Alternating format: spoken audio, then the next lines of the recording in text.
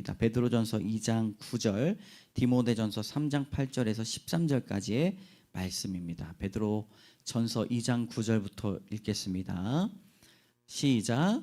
그러나 너희는 택하신 족속이요 왕같은 제사장들이요 거룩한 나라요 그의 소유가 된 백성이니 이는 너희를 어두운 데서 불러내어 그의 기이한 빛에 들어가게 하신 이의 아름다운 덕을 선포하게 하려 하심이라. 디모데전서 8절부터 읽습니다. 시작.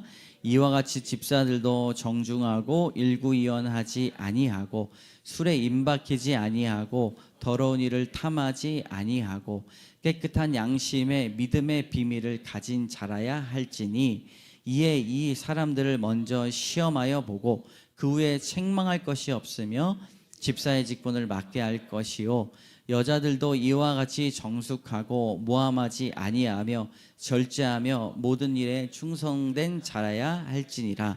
집사들은 한 아내의 남편이 되어 자녀와 자기 집을 잘 다스리는 자일지니 집사의 직분을 잘한 자들은 아름다운 지위와 그리스도 예수 안에 있는 믿음의 큰 담력을 얻느니라. 아멘. 함께 따라하겠습니다. 그리스도인이라는 직분. 네, 우리 그리스도인이라는 직분이 있다는 것이죠. 오늘은 특별히 우리 교회 임직식이 있는 날인데 임직 받으신 분들도 계실 것이고 또 임직을 앞두고 계신 분들이 계실 것이고 또 임직을 축하하러 오신 분들도 있을 것입니다. 모든 분들에게 해당되는 말씀입니다. 미국의 대통령이 백악관을 방문한 청소부에게 물었습니다. 당신은 여기서 무슨 일을 합니까? 청소부가 그 물음에 웃으면서 대답했습니다. 저는 이 나라를 위해서 일합니다. 직책은 청소부였지만 그는 자신이 하는 일 뒤에 있는 그 사명, 그것이 무엇인지를 알았습니다. 그리스도인도 마찬가지입니다. 세상이 보기에는 우리가 평범한 직업을 가지고 평범한 삶을 사는 것 같지만 하나님 앞에 오늘 말씀의 왕 같은 제사장의 직분을 가지고 살아간다는 것을 꼭 기억해야 합니다. 나의 직장에, 나의 가정에 부르신 이는 하나님이시고 그 하나님께서 우리에게 사명을 주신 것입니다. 우리가 읽은 본문은 베드로 사도가 특별히 그리스도인들에게 특별한 직분이 있다라고 말을 합니다. 너희는 택하신 족속이요 왕 같은 제사장이다. 제사장이라는 말은 리더라는 뜻이죠. 리더. 영적인 리더라는 거예요. 근데 영적인 리더가 왕 같다는 것이죠. 그 하는 일이 가장 귀하고 특별하다고 말하고 있는 것입니다. 거룩하고 위대한 일을 감당하는 것이 그리스도인에게 있습니다. 여러분, 하나님 나라에 어떤 역할을 하고 있는지 늘 돌아보아야 할 것입니다. 그 직분의 목적도 나와 있습니다. 2장 9절 후반절을 한번 같이 한 목소리로 우리 성경을 보시면서 우리 같이 읽어보면 좋겠습니다. 이는 너희를 어두운 데서 불러내어 그의 기이한 빛에 들어가게 하신 이의 아름다운 덕을 선포하게 하려 하심이라. 이렇게 말씀하고 있습니다. 여러분, 우리가 그리스도인이다라고 하는 직분을 가졌다고 했을 때 그 목적이 뭐냐면 아름다운 덕을 선포하는 일입니다. 하나님께서 주신 그리스도의 은혜를 받은 자로 우리의 삶의 모든 순간순간마다 이 예수 그리스도의 보혈의 피가 흐르고 또 직장에서나 삶의 현장에서나 가정에서 그 은혜를 뿌리 깊게 내리는 목적, 그것이 바로 아름다운 덕을 선포하는 일입니다. 여러분, 사람의 직분이 아니라 먼저 교회에서 그리고 가정과 일터에서 아름다운 덕을 선포하며 전도하고 기도하는 선교적 사명을 감당하는 여러분 되시기를 주님의 이름으로 축원합니다. 첫 번째 따라합니다. 하나님 나라의 직분. 주보에 보시면 저희가 이렇게 3대지로 돼 있는데요. 그거를 참고하시면 더 좋을 것 같습니다. 즉 교회의 리더이며 교회에서뿐만 아니라 하나님 나라의 뜻을 세워가는 리더다라고 하는 것이죠. 고린도전서 4장 1절에 보니까 사람이 마땅히 우리를 그리스도의 일꾼이요 하나님의 비밀을 맡은 자로 여길지어다. 그리고 맡은 자들에게 구할 것은 충성이니라 라고 말씀하고 있어요. 왕 같은 제사장인 이유는 하나님 나라의 비밀을 맡은 자라는 것입니다. 네. 우리가 하나님 나라의 비밀을 맡고 있는 사람이에요. 근데 우리가 살아갈 때 사람이 마땅히 우리를, 예수님을 믿고 있는 사람들을 예수님의 일꾼이다라고 말을 한다는 거예요. 제가 목사로서 이 주변을 전도하러 나갈 때 전도하지 않고 이 사람들과 맨날 먹고 마시면 사람들이 궁금해한다는 거죠. 아니, 목사님 아니세요? 왜 저한테 복음을 전하지 않으세요? 예수님을 믿고 있지 않은 사람들도 제가 목사라는 것을 알면 그렇게 물어본다는 거예요. 하나님의 일꾼이요 하나님의 비밀을 맡은 자로서 그렇게 우리를 대한다는 것입니다. 여러분, 그리스도인도 마찬가지입니다. 그리스도인이다라고 공포하며 살아갈 때 주변 사람들이 저 사람의 삶이 왜 저렇게 다를까? 저 사람은 똑같은 상황 가운데 왜 저런 선택을 할까? 라고 하는 그 하나님의 비밀을 선포하는 사람이어야 한다는 것이죠. 근데 어떻습니까? 다른 사람 손가락질하는, 아유, 저 교회 다니는 사람이 저렇게 더 욕을 먹는 일들이 있습니다. 여러분, 어떤 사람이 아내를 위해서 열심히 일해서 좋은 집을 사주기로 결심했어요. 왜냐하면 그걸 신혼부부 때부터 참아주고 인내주고 사랑해주고 또 무신론자였던 자신을 늘 기도해주고 사랑으로 이렇게 베풀어줘가지고 이제 예수님을 믿기 시작을 했는데 하나님이 은혜를 주셔가지고 사업이 잘 된 거예요. 그래서 여보 너무 고생했어. 내가 여보를 위해서 좋은 집을 하나 살려고 해. 좋은 집 있으면은 한번 잘 살펴보고 얘기해. 네, 이 이야기를 들었던 아내가 조심스럽게 말했습니다. 여보 정말 고마워요. 그런데 먼저 시부모님을 위해 집을 먼저 사드리면 어떨까요?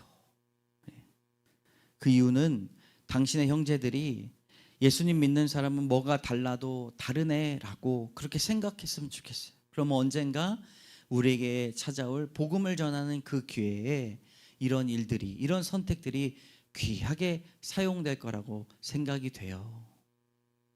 여러분, 그 분이 안디옥 침례교회 사모님이신데 나중에는 목회까지 하시고 아주 길게 아주 좋은 교회를 만드셨어요. 여러분, 사람들은 우리가 마땅히 그리스도의 일꾼이라고 이야기합니다.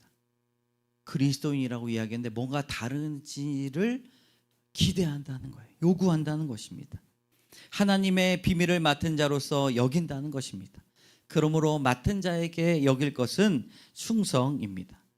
우리가 기도할 때 날마다 내가 잘되기 위해 기도하기보다 먼저 하나님의 나라와 의를 구하는 사람들이 되어야 할 것입니다. 하나님께서 주신 꿈이, 비전이 여러분 있으십니까?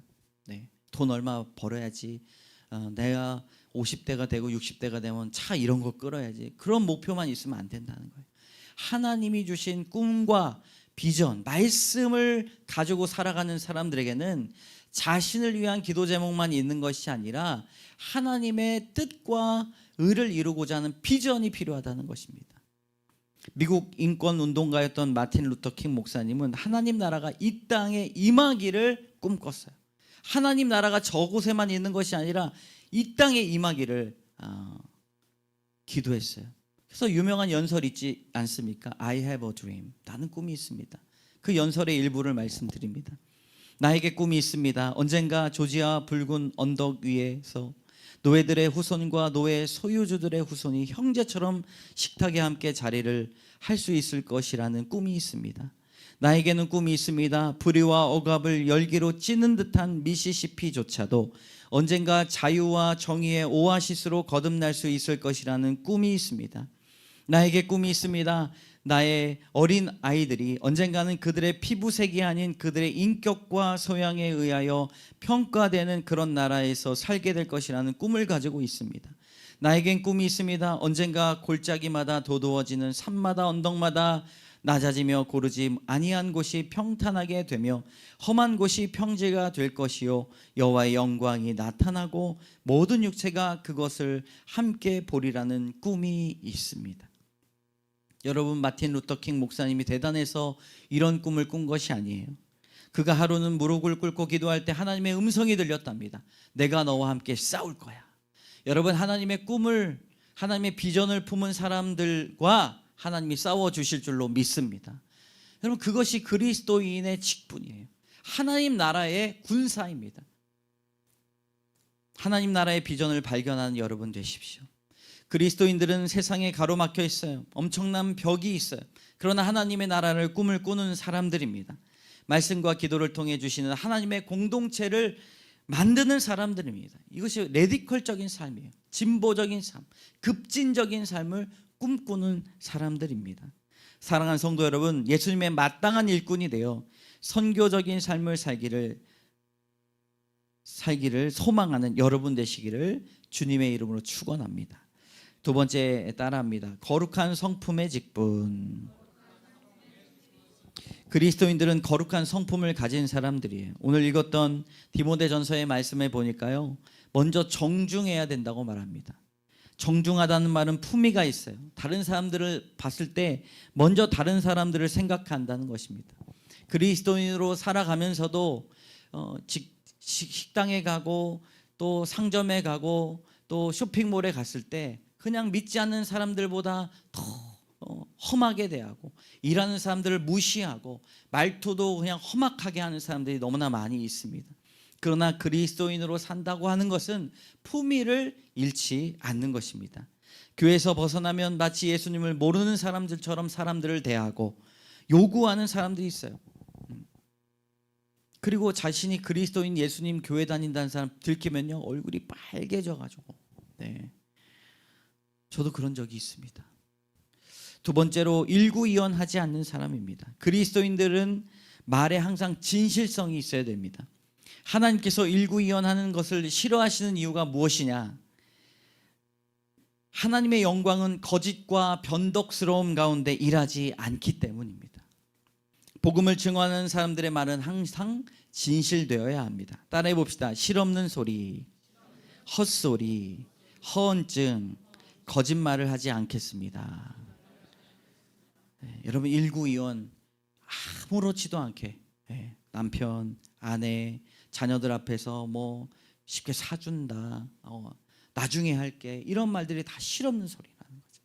지킬 약속들을 하고 일구이연하지 않는 태도가 그리스도인의 직분입니다. 세 번째로 술에 임박히지 않는 거예요. 술에 임박히지 않는다는 것은, 목사님 저 술 안 마시는데요, 물론 좋습니다. 임박히지 않는다는 것이 핵심이에요. 중독되지 않는다는 것입니다. 모든 삶의 절제와 자제를 할 수 있는 능력이 있는가를 물어보는 것입니다. 네 번째로 더러운 이득을 탐하지 않는 것입니다. 부당한 이득을 취하지 않아요. 조금만 꼼수를 쓰면 내가 더 많은 이득을 얻을 거라고 생각하여서 남들이 알지 못하는 양심에 찔리는 일들을 하는 것이 바로 더러운 이득을 탐하는 거예요. 아무도 몰라요. 하나님밖에 모릅니다. 그러나 여러분, 이것을 해결할 수 있는 방법은 우리의 삶을 단순하고 소박하게 사는 그런 태도가 필요하다는 것입니다. 우리가 하나님 앞에서 단순하게 살아야 됩니다. 그리고 소박한 마음을 가지고 살아갈 때 더러운 이득을 탐하지 않을 수 있습니다. 명품을 좋아하고 돈 쓰기를 좋아하고 차박고기를 좋아하고 그런 삶이 아니라 단순하고 소박함을 가지고 내가 모아놓은 10의 2조, 10의 3조를 가지고 다른 사람들을 돕고 섬길 수 있는 그런 삶이 필요하다는 것이죠. 마지막으로 깨끗한 양심의 비밀을 가진 사람입니다. 말씀을 따라 사는 삶을 이야기하는 것이죠.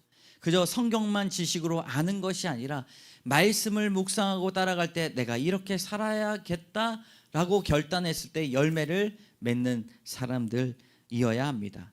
이 구절들을 종합해 보았을 때 그리스도인은 다른 사람들로 하여금 신뢰를 얻는 사람들입니다. 직장에서, 가정에서, 교회에서 어떤 일을 맡기면 책임감 있게 끝까지 해내는 사람, 그 사람이 그리스도인이며 청지기적 삶을 사람들입니다. 여러분, 이런 사람들이 되시기를 주님의 이름으로 축원합니다. 세 번째로 따라합니다. 책임의 직분. 여러분, 우리 그리스도의 직분 첫 번째가 뭐라고 말씀드렸습니까? 하나님 나라의 직분이에요. 두 번째는요, 거룩한 성품의 직분이에요. 근데 가로에 보니까 주보에 하나님 나라의 직분은 사명의 리더예요. 리더. 제가 왕 같은 제사장을 리더라고 이야기하지 않았습니까? 그러니까 우리 그리스도인들은 리더라는 것입니다. 리더는 본받는 삶을 사는 사람들이에요. 두 번째로 성품도 리더예요. 거룩한 성품을 가진 사람들은 리더로 살아가는 것입니다.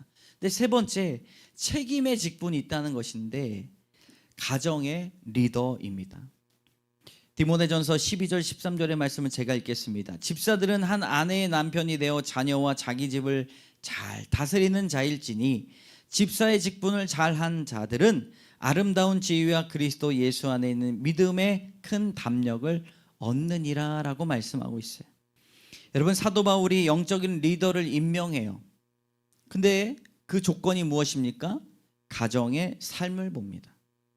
바울은 왜 가정의 직분을 기준으로 봅니까? 스펙을 보면 되잖아요. 잘생겼나 보면 되잖아요. 네, 돈 많은지 보면 되잖아요. 그렇지 않고 가정을 잘 다스리는 사람인지를 봅니다. 왜 그렇습니까? 가정은 가장 숨길 수 없는 공간이기 때문입니다. 교회에서는 경건한 척하고 예배 찬양도 크게 부르고 손을 들고 기도도 열심히 할 수 있는 것처럼 보이지만 집에서는 모든 것이 다 밝아졌기 때문에 그런 공간입니다. 배우자도 알고 자녀들도 압니다. 우리가 스스로 해보아야 되는 질문이 있어요. 내가 가정의 리더라고 했을 때 과연 다른 가족 구성원들은 나를 영적 리더라고 말할 수 있는가? 고개를 끄덕끄덕 하시는 분들이 계셔요. 대단한 삶이십니다. 자녀들이 부모의 신앙을 보고 따르고 싶어 합니까? 네. 사랑하고 존경하지만 아유, 저렇게 예수님 안 믿어야겠다. 그렇게 하면 너무 슬프지 않겠습니까? 여러분 집에서 매일 말씀과 기도와 경건과 거룩한 삶에 대한 소망이 있습니까? 이야기 꺼내면 하나님 말씀이 나오고 서로 모이면 기도하는 그런 일들이 있습니까? 교회를 섬기기 전에 먼저 가정의 제사장이 되십시오. 한 인터넷 기사에 이런 글이 올라왔습니다. 청소년 복음화율 3% 미만. 이슬람권과 다를 것이 없다. 무엇이 문제인가? 이 인터넷 기사를 보고 어떤 목사님이 이런 글을 썼어요. 저출산도 스마트폰도 아니다. 범인은 신앙 전수의 외주화이다. 교회가 알아서 다 해주겠지. 교회 학교 선생님이 다 해주겠지. 목사님이 다 해주시겠지. 부모가 자녀의 신앙 교육을 기관과 사역자에게 하청을 준 것. 역사는 증언한다. 그때마다 교회는 무너졌다. 사사기 시대에 그 믿음으로 함께했던 광야에서 만났던 무리바의 사건과 광야 홍해의 사건들을 경험했던 그들에게 이 하나님에 대한 믿음이 얼마나 몇 세대가 지나서 무너졌을까요? 사사기 2장에 보면 이런 말씀이 있습니다. 10장, 20장도 아니에요. 사사기 2장이에요. 그 후에 일어난 다른 세대는 여호와를 알지 못하며 여호와께서 이스라엘을 위하여 행하신 일도 알지 못하였더라. 평일에 학원으로 실어 나르고 주일 아침엔 교회 문 앞에 내려주며 아이의 신앙은 목사님의 설교가 아니라 월요일부터 토요일까지 부모의 삶을 보고 자란다는 것입니다. 부모가 하나님을 믿고 있는지, 부모가 믿고 있는 하나님이 살아계신지 아이는 안다는 거예요. 돈 앞에서 부모의 태도, 부부싸움 할 때의 부모의 태도, 삶에서 따르는 진짜 가치관, 아이는 이미 다 알고 있다는 거예요. 교회를 다니고 권사로 살고 장로로 살고 집사로 살아도 아이는, 목사로 살아도 아이는 그 살아계신 하나님이 진짜 계신지는 아이는 안다는 것입니다. 부모의 신앙적 이중성은 복음의 가장 큰 방해물이 된다는 것이죠. 그러므로 가정의 교회를 세워야 될 줄로 믿습니다. 여러분 가정 예배 드리십시오. 요즘 1인 가구가 많아졌기 때문에 그리스도인에게 가정이란 조금 다른 의미로도 설명드려야 할 것입니다. 가정을 돌본다는 뜻, 그것은 그리스도인으로 가정을 돌본다는 뜻에 내포되어 있는 의미는 바로 섬김의 자세가 있다는 거예요. 그리고 희생의 자세가 있다는 것입니다. 헌신의 자세가 있느냐입니다. 내가 홀로 살고 1인 가구로 살아도 헌신과 섬김과 희생을 가지고 있다면 그리스도인의 직분을 가지고 있다는 것이죠. 여러분, 그리스도인의 가정은 하나의 선교지입니다. 그곳에 나를 낮추고 하나님이 주인 되시는 가정이 되도록 섬겨야 합니다. 여러분, 아내에게 잔소리하지 마십시오. 남편에게 잔소리하지 마십시오. 가정은, 그리고 나의 집은 가족 구성원들에게 가장 안전한 장소가 되도록 해야 합니다. 쉼과 휴식과 사랑과 위로와 칭찬이 흘러나가는 공동체가 되어야 합니다. 그러면 우리는 책임의 직분이 있다는 것이죠. 가정의 리더로, 그리스도인으로 살아갈 때 가정의 말씀을 선포하고 날마다 자기를 자복하며 나아가는 귀한 여러분 되시기를 주님의 이름으로 축원합니다. 아멘. 함께 따라합니다. 그리스도인이라는 직분, 하나님 나라의 직분, 거룩한 성품의 직분, 책임의 직분. 제가 잠깐 기도하겠습니다. 참 좋으신 하나님 감사합니다. 오늘 우리에게 주신 말씀이 있습니다. 왕 같은 제사장이라 말씀하여 주셨는데 나를 위하여 살고 가족만을 위해서 살아가지 아니하고 하나님 이 땅에 우리를 부르신 그 뜻이 하나님 이 땅에 하나님의 나라를 세우는 비전이 있음을 선포합니다. 하나님, 부족하고 연약하지만 날마다 성령 충만함으로 주님, 마틴 루터 킹 목사님이 하나님 보이지 않는 이 어둠의 땅 끝에서 하나님의 빛을 선포하였던 것과 같이 우리도 나에게 부르심이 입어진 그 삶의 현장에서 하나님의 뜻과 의를 구하는 사람 되게 하여 주시옵소서. 주님, 우리의 입술을 주관하여 주셔서 정중함을 잃지 않도록 도와주시고 일구이연하지 않도록 도와주시고 무엇이든지 중독되지 않도록 도와주시고 부당한 이득을 탐하지 않도록 성결함을 더하여 주시옵소서. 하나님, 가정에서 리더로 주님 우리를 부르셨사오니 주님, 영적인 리더로 바로 세워지게 하여 주시고 자녀들의 신앙을 위하여 목숨을 바치고 신앙을 전수하는 삶을 살아갈 수 있도록 주여 도와주시옵소서. 모든 것 주께 영광 돌리며 예수 그리스도의 이름으로 감사드리며 기도드립니다. 아멘.